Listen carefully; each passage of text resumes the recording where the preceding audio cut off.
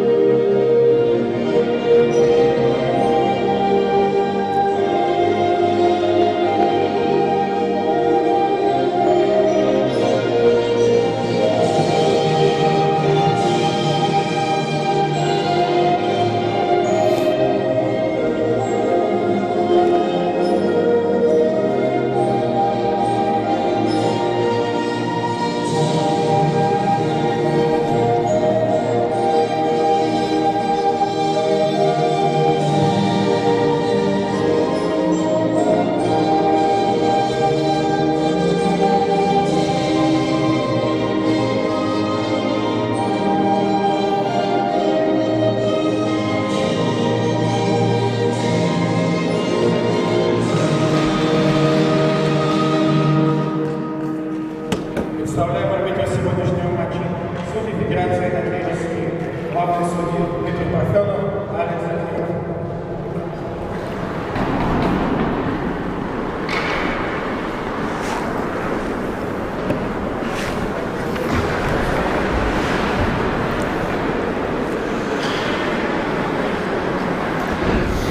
Матч команд с разных полюсов. Лидер против аутсайдера. Самая забивающая команда чемпионата против одной из самых пропускающих. ООО «Башртс» против «Транснефти Урал». «Транснефть» не знает вкуса поражений, а ООО «Башртс» не знает вкуса побед в основное время. Произойдет сенсация или же «Транснефть» заберет очередную разгромную победу? Узнаем через 3 периода. А пока познакомимся с составами играющих команд. «Башртс» в черно-синих цветах встречу в воротах начнет голкипер под 30-м номером. И сейчас мы познакомимся с ним. Это Альберт Шайхуддинов.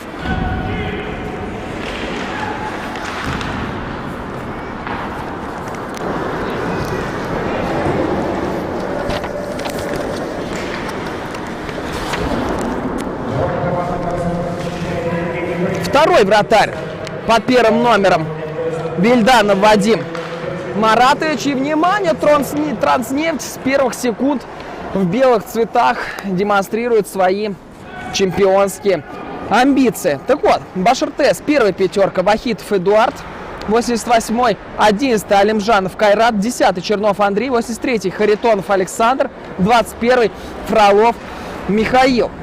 Вторая пятерка: Гаянов Альберт, 69-13 Мустафин Дамир, 78-й Филатенко Виталий, 8-й Орлов Никита, 77-й Минигулов Альберт. Третья пятерка: Давлетов Артур, 68-й Латыпов Рустам, 12-й, 18-й Воздвиженский Виктор, Макурин Илья, 99-й и Ахунов Денис Айдарович, 17-й номер. Вот в таких пятерках сегодня будет действовать Башртс. Как мы видим, не традиционные 4 пятерки у команды, а 3. Транснефть. Встречу в воротах начинает Евгений Брындин. под 60 номером второй вратарь команды, под 22 номером Ильдар Султанов. 48-й Герасимов Эдуард. Внимание, продолжим. После этой атаки видим, как Транснефть переигрывает Башар-ТС на первых порах за счет скорости, за счет движения шайбы в чужой зоне. И Башар-ТС тяжеловато пока отбиваться на первых порах, но получается это сделать. И более того, Альберт Шейхудинов пока толком в игру не вступал. Нет чумовых спасений, как в предыдущем матче демонстрировали вратари. Так вот, Транснефть 48-й Герасимов Эдуард, 89-й Галиуллин Ильшат, 47-й Ирназаров Ильгиз, 17 номер Сергей Лебедь, 7-й Шатунов Альберт, 5-й Антон Пономарев, 16-й Александр Миростай, 9-й Вячеслав Шлыков, 10-й Михаил Тряскин, 11-й Айрат Фахриддинов, 29-й Александр Елизарев, 25-й номер Иван Терехин, 57-й Семен Захаров, 87-й Тимур Нуркаев, 12-й Алексей Благинин, 55-й Даниил Дюрядин, 20-й номер Михаил Кожев, 19-й номер Роман Прохоров, 71-й номер Кортин Станислав, 21-й Тагиров Тимур и главный тренер команды Сергей Сергеевич Емелин. И Транснефть уверенно идет по турниру, встретила сопротивление лишь раз в сезоне. УФСИН навязал серьезнейшую борьбу Транснефти, после двух периодов переигрывал ее, но в третьем периоде класс Транснефти взял свое, и она добыла победу со счетом 4-2. В остальных встречах сумасшедшие показатели, феерическая результативность, потому что за 6 матчей Транснефть отличилась 50 раз. И в среднем это 9 заброшенных шайб. Внимание, классная передача, бросок, и Крестовина спасает ворота Шейхудинова. И бросок получился настолько мощным, что владения Альберта не выстояли и откатились назад. Ну, к слову, и в первом матче между уральцем ворота тоже оставляли желать лучшего. При малейшем движении они сходили с мест, и арбитры по ходу встречи их возвращали на место. Но после матча дрелью поработали работники Уфы-арены и должны были укрепить их стойкость. Например, правые ворота АО «Бэск» неоднократно покидали свое положение, и судьи, понимая, что с воротами что-то не то, вратарей не удаляли. Потому что если голкипер намеренно свои ворота сдвигает, то это штраф 2 минуты. В этом сезоне в КХЛ таких штрафов было много, потому что голкиперы активно передвигаются от штанги к штанге и порой всем весом двигают их от начального положения. 6 минут практически сыграли команды, и Транснефть полностью забирает игру под собственный контроль. Внимание, гол! 1-0! Есть добивание и есть первая заброшенная шайба в матче. Роман Прохоров играет на добивание и открывает счет в матче. Шайба должна была случиться, потому что Транснефть то и дело с шайбой не расставалась и постоянно нагнетала на владение Альберта Шейхудинова. К слову, тренером Башар-ТС является Павел Юрьевич Губанов. Полностью мы представили команды. Для вас на этой встрече работает оператор и режиссер трансляции Анатолий Зотов и оператор Татьяна Зотова. А для вас встречу комментирует Илья Антипин. Будет первый момент. Башар-ТС, Минигулов входит в зону, делает передачу на партнера, но бросок в дальний угол совершенно не пошел. Но тем не менее есть первый выход из обороны в атаку, а это уже хорошо, потому что до сей поры Баш-РТС не провел ни одной в атаке, и в большей мере Евгений Брындин находится в состоянии покоя. Для вратаря, наверное, это сладость, если его соперники не трогают, но игровой тонус никто не отменял, и, думаю, не всегда вратари рады тому, что простаивают они на одном месте, потому что были и такие случаи, когда голкиперы после легких матчей говорили, что было мало работы и хотелось получить ее побольше, потому что по ходу матча у некоторых ноги подмерзали, а когда ты работаешь в поте лица, то замерзнуть тебе некогда, и голкиперы часто попивают водицу. Внимание, вновь из-за ворот стараются выйти хоккеисты Транснефти. Делают они это не спеша. Сергей Лебедев, например, отправил шайбу за ворота, и Баш-РТС много играет вторым номером. Как бы сил хватило на весь матч, потому что игра без обороны, без шайб занимает очень много сил. Великолепная передача под синюю линию. Все может сделать сам и делает Сергей Лебедев. В ближний угол попадает. Он и не сумел сместиться к ближней штанге Альберт Шайхутдинов вовремя, чтобы отразить этот бросок. 2-0. Потрясающее начало Транснефти, и попахивает разгромом. Но перед пропущенной шайбой был занимательный момент в составе Баш-РТС. Открывался по центру Илья Макурин, и не получил он шайбы, потому что его партнер отправил шайбу по борту. И Макурин очень сильно негодовал по этому эпизоду и показал, чтобы в следующий раз была передача на клюшку. И после этого момента сразу же Транснефть забил вторую шайбу. Хоккей состоит из мелочей. Казалось, безобидный эпизод. Вместо передачи игрок выбрал отправку шайбы по борту, но по итогу этот момент стал роковым. И по ходу обороны ставит Шайхутдинов Альберт ворота на место. И благо, что в этот момент броска не было, и арбитр даже уже встречу не останавливает. При сдвинутых воротах даже понимает, что в любой момент они могут быть снова быть сдвинуты. Внимание, еще один момент, еще как уж на сковороде вращается в воротах Альберт Шайхутдинов, стараясь спасти свою команду. Ох, неужели лакросс? Придумал Михаил Тряскин.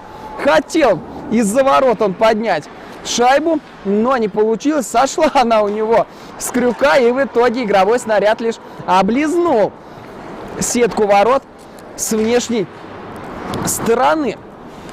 И нет, это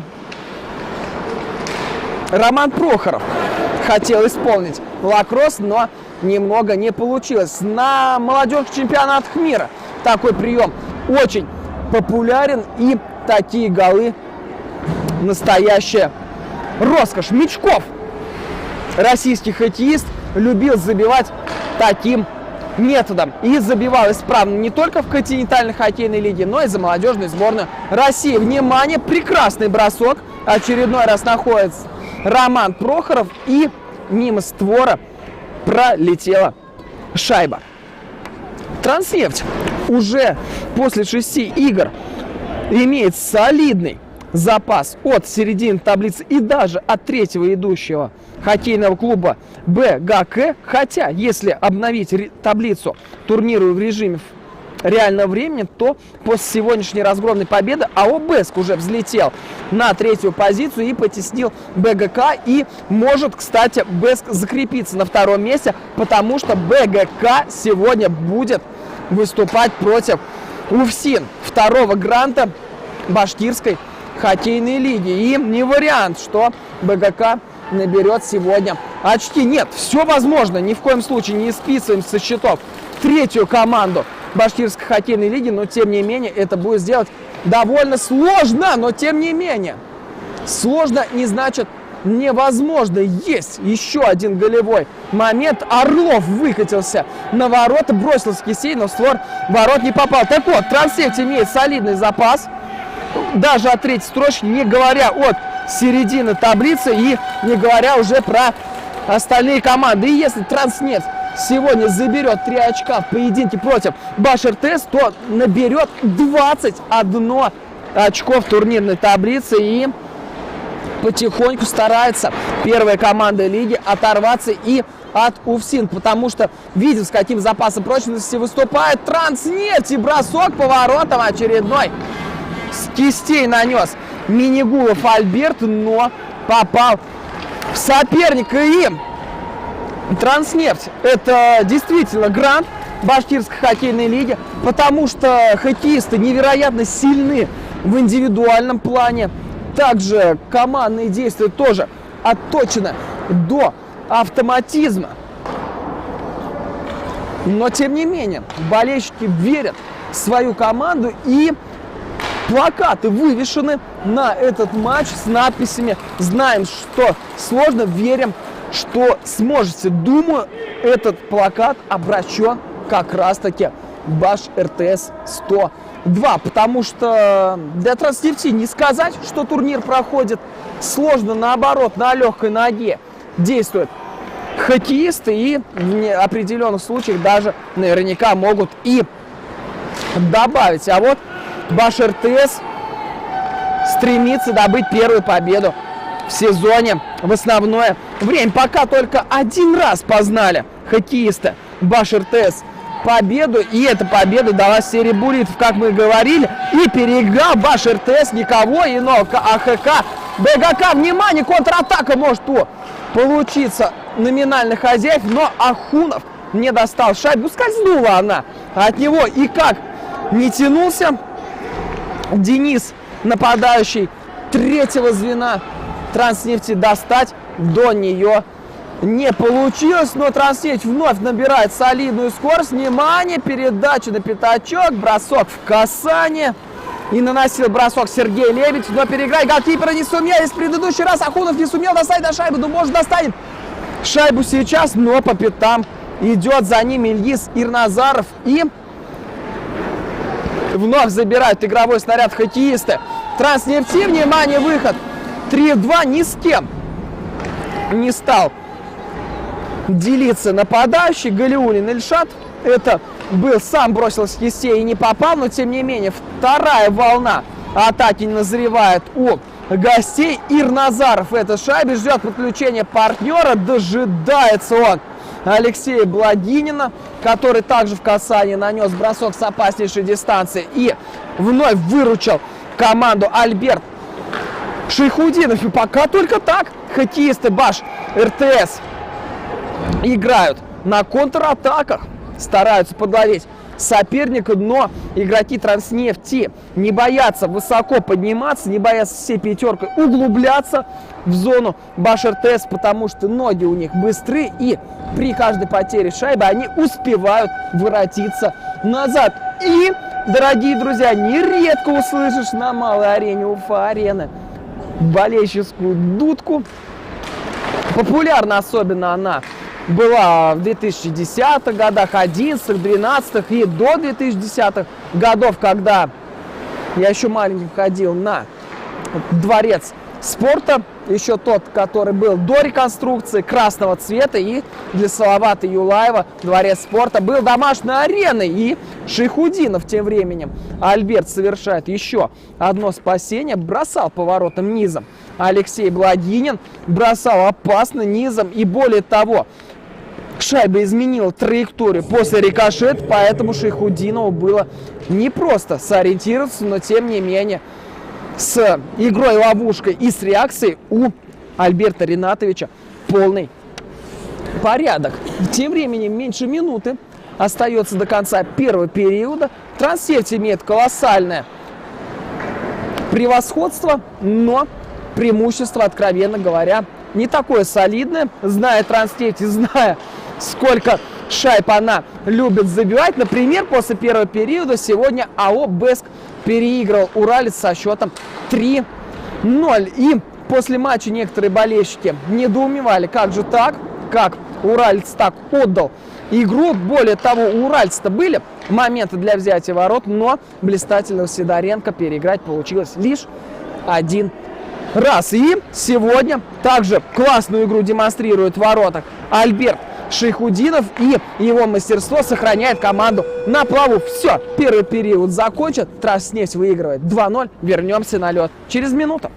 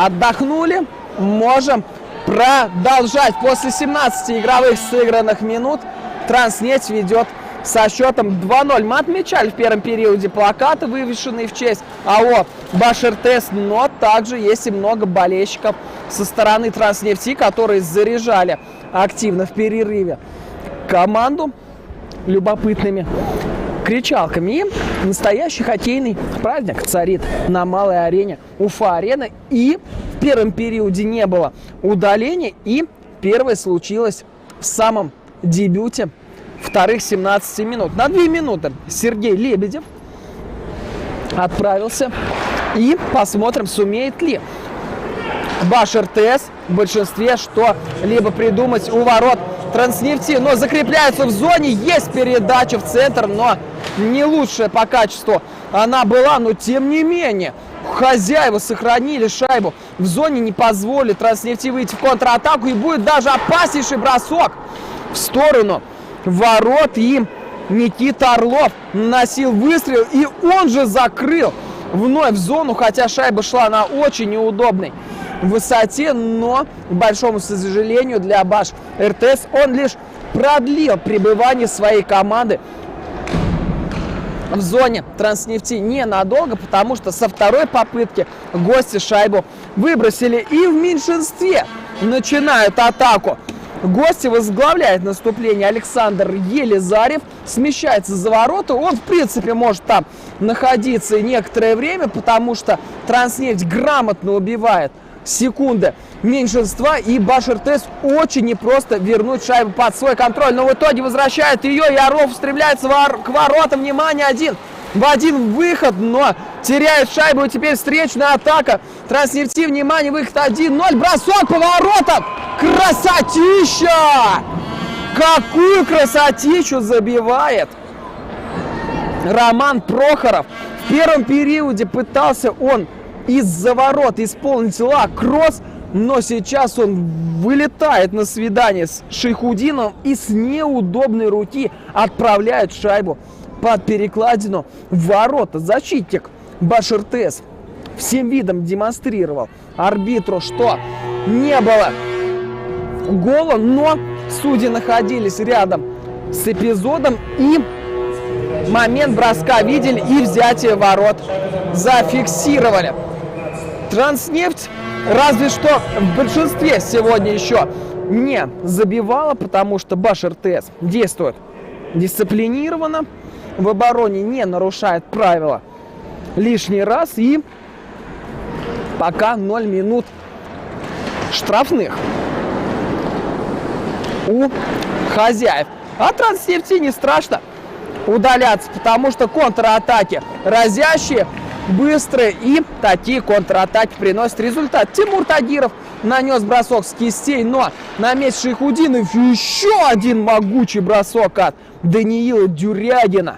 Но бросок блокируют защитники Баш-РТС, и каучуковый снаряд покидает лед малой арены Уфа-арены. Вбрасывание в зоне Баш-РТС, вбрасывание Транснефть выигрывает. На месте вновь Альберт Шайхутдинов. Отбросил шайбу он в сторону после наброса на ворота.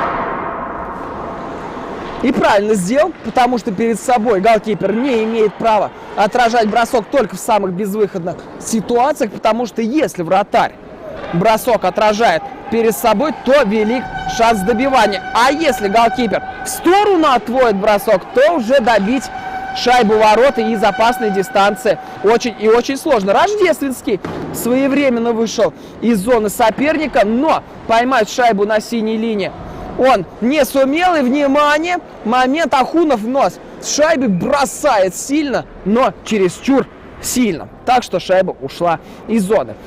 Несмотря на то, что Баш-РТС ни разу не побеждал в основное время и с трудом набирал очки, не уступает в классе соперника. Вчистую в сезоне проиграл только УФСИН с разгромным счетом 0-8 и 1-4. И также проиграл Транснефти 0-9. В остальных баталиях Баш-РТС уступал с разницей в 1 гол и уступал по буллитам. Это говорит об уровне БХЛ. Каждая команда, где бы она ни находилась, навязывает борьбу. Каждая. Разве что пока Транснефть и УФСИН впереди всех и почти не замечает сопротивления на дистанции.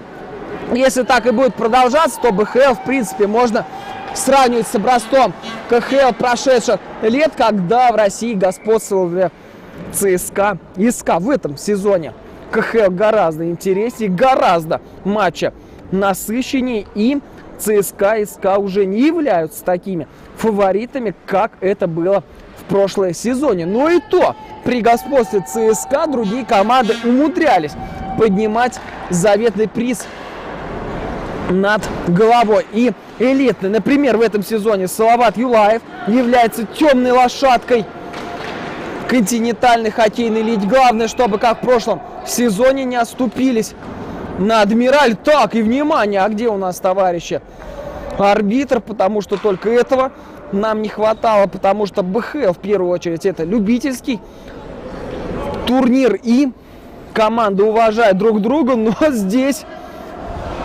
что-то да не поделили.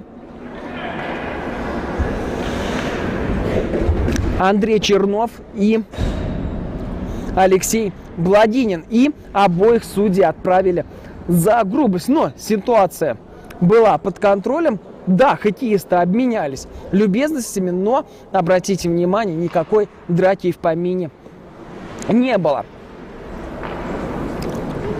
Хоккей, потому что это эмоциональная игра, и по играм спортивной школы даже Салавата Юлаева случаются драки. Хотя на юношеском уровне арбитры делают все, чтобы драк никаких не было, потому что это дети, и выяснять отношения на кулаках пока им рановато. И в БХЛ тоже арбитры тут же вступают в горячие эпизоды, и если бывают конфликты, то они быстро тушатся. Вспоминается мне лишь одна драка в башкирской хоккейной лиге. Это было в прошлом году в плей-офф, когда ни с того ни с сего во втором периоде едва ли команду на команду не пошла стычка. Ну и там арбитры профессионально разобрались с эпизодом, и драчунов удалось по углам развести и отправить их на штрафные скамейки. Можно поймать Транснефть на пересменке. Устремляется шайбой Филатенков, и не удалось прорваться по борту, но свисток, и мы точно знаем, что удаление будет у Транснефти, и малый скамеечный штраф будет у лидера этого матча. А кто отправится отбывать командную ошибку?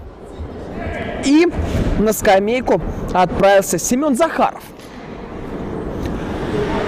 Талантливый нападающий в команде Транснефти, но можно это сказать про любую позицию, потому что не хоккеист у Транснефти, тот большой мастер, что и демонстрирует нам Роман Прохоров. Вновь он начал быстрое шествие от своих ворот, прошел всю площадку, но хоть и приблизился он к Шайхутдинову, бросить поворотом не удалось, потому что Альберт вновь занял грамотную позицию, занял ближний угол и не позволил сопернику себя огорчить. А тем временем формат 4-3 в сегодняшнем игровом вечере так команды еще не выступали. Выбрасывают шайбу хоккеисты Транснефти. Альберт Гаянов попытался ее перехватить в центре площадки, но не получилось у него это сделать. И хозяева начинают атаку от собственных ворот. Все.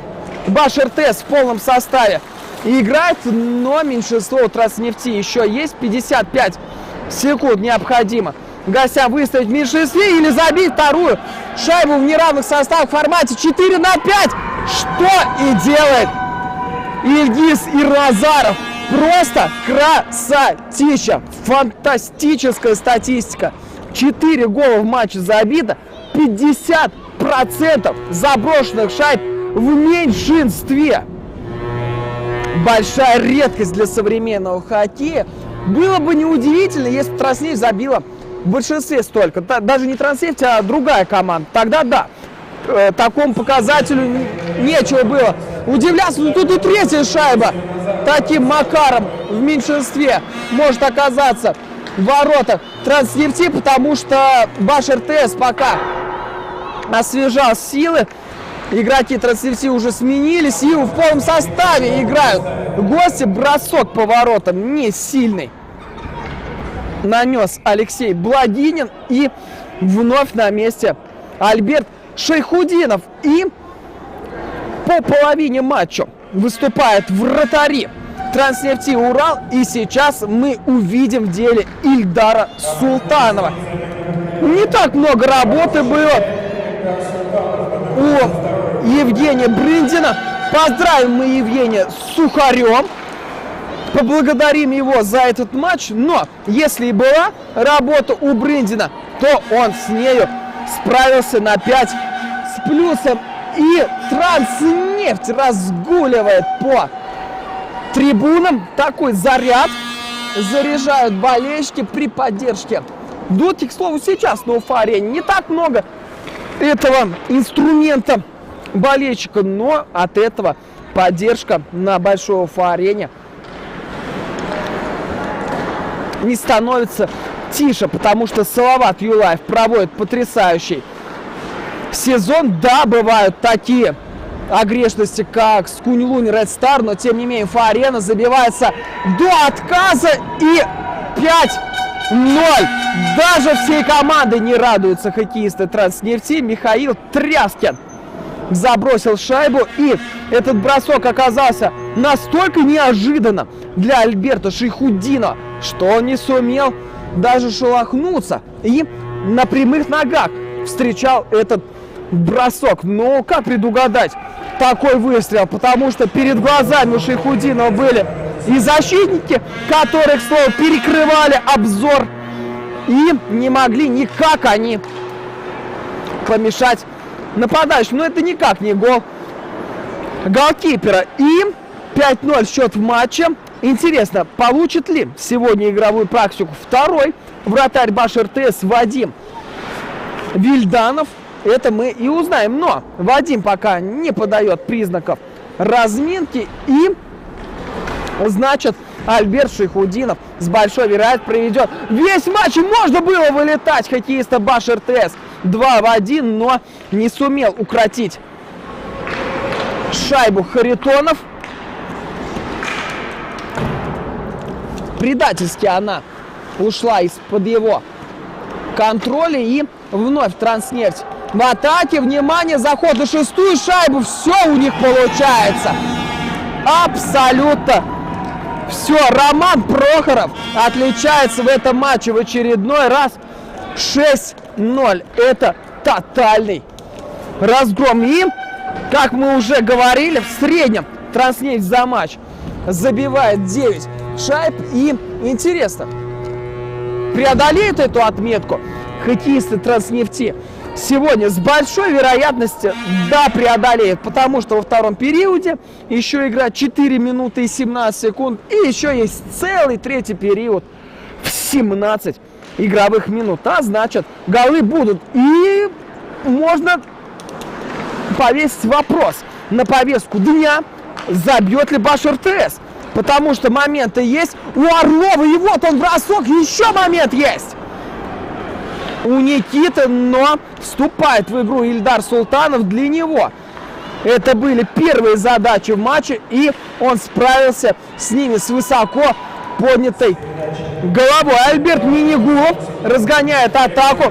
отдает передачу на Филатенкову, но коршунами уже налетают на него игроки Транснефти, но тем не менее Филатенков с шайбой отыгрывается на коротке с партнером. Вновь Филатенков, передача на Орлова. Орлов, будет бросок? Нет, у Орлова шайбу забрали, и Тимур Тагиров выбросил ее в чужую зону.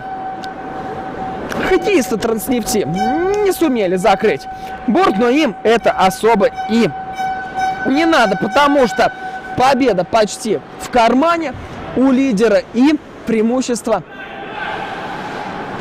в турнирной таблице только увеличивается. Но это означает только одно, что УФСИН проигрывать нельзя БГК. УФСИН уже в этом сезоне переигрывал эту команду уверенно. И если УФСИН претендует на золотые медали, претендует на то, чтобы Транснефть не отпустить, переиграть УФСИН сегодня оппонент своего обязан. А тем временем Башар-ТС продолжает штурмовать ворота гостей. Прекрасный бросок получился по центру, но защитник смело бросился под шайбу и заблокировал выстрел. Вбрасывание в зоне Транснефти. Рождественский представляет интересы хозяев на подборе.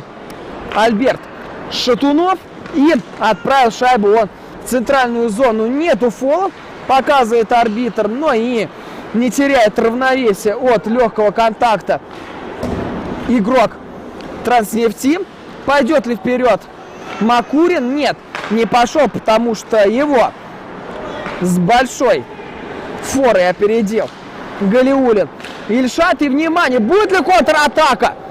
О, Башар-ТС, да, будет. Ахунов отдает передачу на Макурина. Рождественский подключается по центру, но передача шествует на противоположный фланг. И вновь Транснефть уверенно отбивается. И более того, 3-1 выход. Внимание, пас на дальнюю штангу. Обратная передача. Красота. Выносите эту шайбу во все хоккейные топы, потому что это должны увидеть все, потому что такую атаку необходимо вносить во все хоккейные хрестоматии. И заканчивает ударный период Транснефть 7-0 после 34 минут сыгранных. И Сергей Лебедев в очередной раз отличается в этом матче. Переведем дух и вернемся через 50 секунд на лед Малой Арены. Отдыхаем.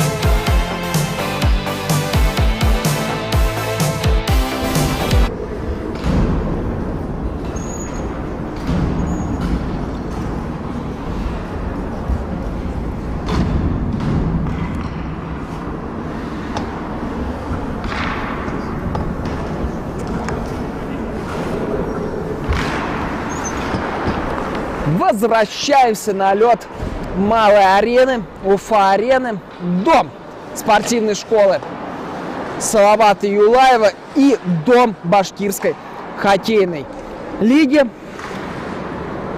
в котором всегда уютно и в который всегда хочется возвращаться снова и снова. Замена вратаря в перерыве произошла в составе Баш-РТС.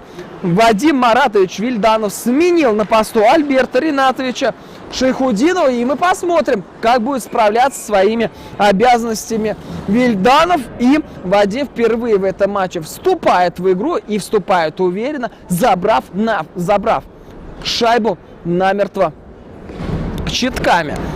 Как ни старались игроки Транснефти сыграть на добивание, мало что у них получилось. Вбрасывание выигрывает это вбрасывание хозяева, но выйти из зоны будет очень непросто хозяин, потому что игроки Транснефти раз за разом отправляются в прессинг, и Тимур Тагиров впечатывает в борт оппонента, и вновь эмоции кипят. Гаянов был впечатан в борт и продолжает что-то высказывать оппоненту, а тот уже оказывается на скамейке штрафников. И Тимур Гаянов, судя по всему, недоволен этим решением, потому что обращается он к арбитру-информатору с вопросом, мол, да что я там такого сделал? Игровой момент, но, дорогие друзья, это любительский хоккей, и такие жесткие эпизоды здесь с рук не сходят. И формулировка проста у арбитров: толчок соперника на борт. Но за такие нарушения регулярно и наказываются хоккеисты в КХЛ, в НХЛ. И, внимание, 2 шайбы Транснефть сегодня забросила в меньшинстве. Транснефть сегодня забивала в равных составах, Транснефть сегодня забивала в меньшинстве. Не хватает только гола в большинстве этому прекрасному коллективу. Закрепляется Баш-РТС в зоне. Будет ли гол? Потому что хозяева стараются. И есть у них моменты, наброс в сторону ворот. И ворота сдвинуты. Игра остановлена за 14 минут до конца матча. Скорее уже так будем поговорить, потому что по такому рисунку, который у нас сейчас перед глазами, сложно что-либо придумать. История Баш-РТС. Общество создано в декабре 2005 года. Предприятие обеспечивает теплом 8 городов республики Башкортостан: Уфу, Благовещенск, Стерлитамак, Салават, Ишимбай, Сибай, Нефтекамск, Агидель. И бросок по воротам на месте. Вильданов, но не стал останавливать встречу. Вадим забрал шайбу и быстро вернул ее в игру, чтобы Баш-РТС воспользовался возможной расконцентрацией гостей и быстро ударила в пустые зоны. Но большинство мимолетно пролетело у хозяев, и Тагиров уже на льду, он уже в игре, и очередное большинство Баш-РТС безрезультативно. Часто Баш-РТС отличается заброшенными шайбами. Нет практически такого случая в сезоне, чтобы эта команда уходила со льда без заброшенной шайбы. Поэтому велика вероятность, что хозяева как минимум однажды сегодня отличатся. Ключик от ворот Евгения Брындина Баш-РТС не нашел. Посмотрим, получится ли найти противоядие от Ильдара Султанова, у которого, к слову, работы побольше, чем у Евгения. Внимание, выход 2-0 в исполнении Транснефти. Гол! Что творят парни в белых цветах? А это не команда случайно Салават Юлаев, переодетая в белой майке Транснефти, потому что на голову переигрывает Баш РТС, и Александр Мюристай забивает 8-ю шайбу и распечатывает ворота Вадима Вильданова. Всем видом показал Мюристай, что будет делать передачу на партнера, на свободную штангу, но в итоге хитро просто взял и отпустил шайбу и тем самым поймал Вильданова на противоходе. К слову, это популярный прием, который разгуливает на YouTube Shorts, когда, во-первых, такой финт исполняют на булитах, когда всем видно показывают, что бросаешь, но в этот момент отпускаешь шайбу от себя, вратарь в итоге уходит в одну сторону, а шайба в другую, и так забивается гол. У этого финта даже есть название, но, дорогие друзья, к сожалению, не помню, как он называется, поэтому подсказать не могу. Но обратите внимание, как игроки Баш РТС улетают от оппонентов. Казалось, защитник последнего Баш РТС стартовал вместе с нападающими из одной позиции. Но стартовая скорость в хоккее безумно важна. И как раз таки стартовая скорость у хоккеистов Баш РТС абсолютно на другом уровне, в отличие от хоккеистов. Ну здорово, что есть у нас такие классные команды. И интересно, что хоккей у нас в республике развивается. И интересно, дойдет ли он до уровня любительского футбола в республике Башкортостан, который семимильными шагами развивается. И команды, внимание, продолжу мысль после этой атаки Транснефти, потому что каждый переход номинальных гостей в чужую зону — это потенциальный гол, и, внимание, набирает скорость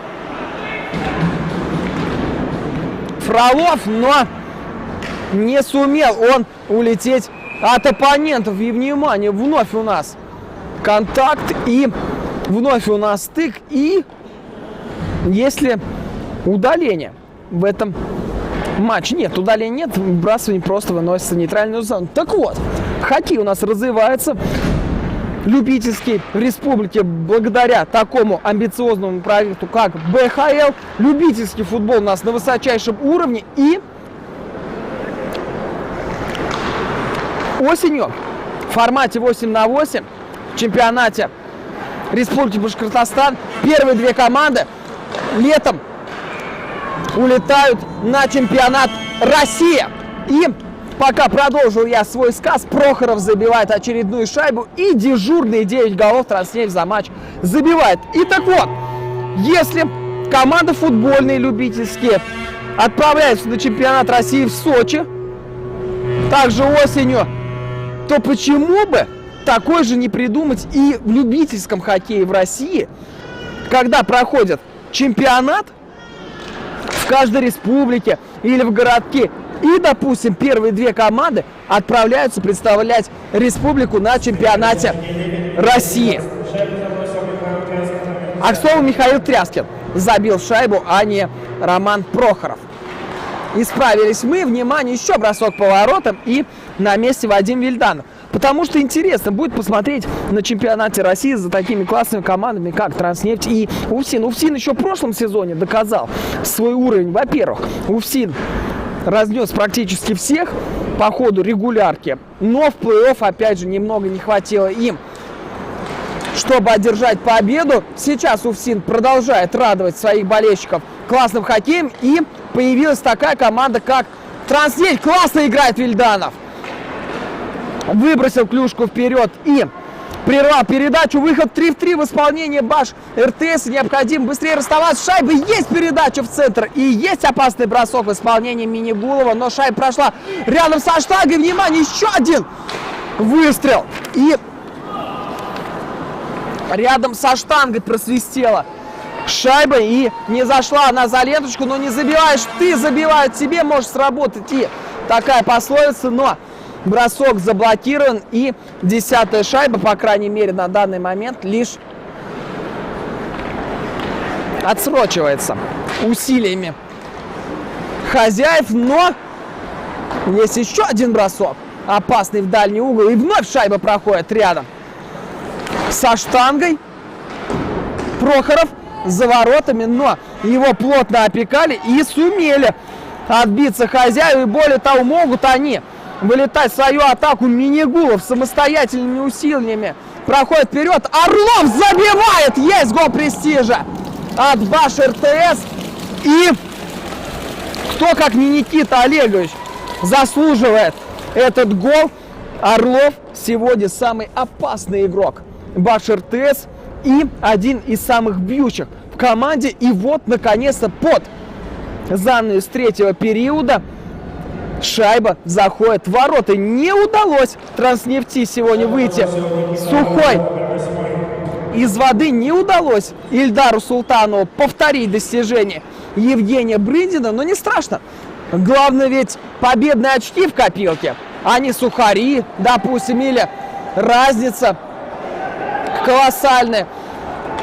Как говорят многие хоккеисты, футболисты, звание лучший игрок – это десерт к победе команды, потому что результат коллектива всегда должен стоять на первом месте. Внимание, Тагиров бьет в ближний угол, и вновь Вильданов спасает, отражая выстрел в сторону. Берет шайбу под собственный контроль Галиуллин Ильшат и отправляет ее за ворота. Вильданов вышел за пределы своей вратарской и отбросил шайбу по борту, чтобы Баш.РТС перевел дыхание. Внимание, Ахунов устремляется вперед. Он также втаит в себе много угрозы. Он также является, как и Орлов, одним из самых активных хоккеистов в линии атаки. И у Ахунова сегодня также были моменты для взятия ворот. Внимание, бросок, подставление, тащит Вильданов, и второй подряд спасение совершает Вадим. Браво, браво, голкипер Баш.РТС. Но кто бы что ни говорил, кто бы ни смотрел на результат этого противостояния, вратари Баш.РТС сегодня отличились с лучшей стороны. Множество сейвов исполнили и сделали все, чтобы Баш.РТС как можно дольше не уходил на дно. И внимание, Транснефть вновь отправляется в высокий прессинг. Момент, Вильданов вновь спасает, не дает переиграть себя на пятачке он Эдуарду Герасимову. Но Транснефть точно поставила задачу, видимо, забросить 9 шайб, потому что не унимаются гости и в буквальном смысле душат оппонента и устраивают финальный штурм на ворота Баш.РТС. Последние 2 минуты тем временем стартует у нас в матче. И под аккомпанемент этого объявления Баш.РТС старается закрепиться в зоне. Харитонов едва не обокрал оппонента, но зацепиться за шайбу опять-таки не сумел. И только Транснефть и только победа скандируют болельщики на трибунах. Если праздновать успех, то так, громко. И вновь Вильданов спасает, не позволяет Вадим огорчить себя в очередной раз. Забили 9 шайб хоккеисты Транснефть, и хватит. В прошлом матче столько Транснефть забила в ворота АО «Бэск», и после этого поражения сегодня «Бэск» реабилитировался и разгромил «Уралец» со счетом 5-1. Ну что, начинаем потихоньку поздравлять Транснефть с очередной победой. И гонка продолжается. Внимание, передача на синей линии. Внимание, еще бросок. И как же спасает свои ворота вновь Вадим Вильданов. В лучших традициях Самсонова, основного голкипера Салавата Юлаева, или Ильи Ежова, который является сменщиком Самсонова и который также умеет добротно работать ловушкой. Почему бы и нет? Вильданов сегодня получил 17 минут в третьем периоде и провел их достойно. 7 секунд остается до конца матча. Орлов с шайбой. Есть попытка на дубль, но на месте Ильдар Султанов. И все. Заканчивается матч разгромной победой Транснефти, с чем мы ее и поздравляем с укреплением лидерских позиций. АБШ РТС мы поблагодарим за игру, ведь эта команда сражалась до конца и не опускала руки. Ну а мы переключаемся на завершающий матч воскресного дня.